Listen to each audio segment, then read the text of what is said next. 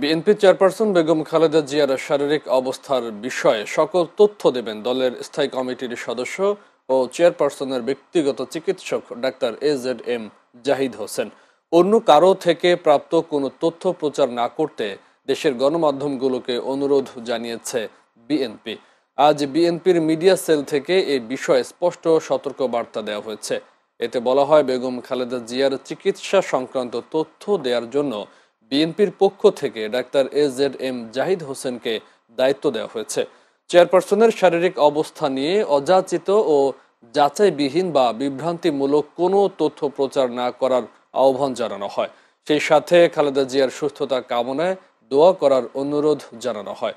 গত 23শে নভেম্বর থেকে রাজধানীর এভার কেয়ার হাসপাতালে চিকিৎসাধীন রয়েছেন বেগম খালেদা জিয়া।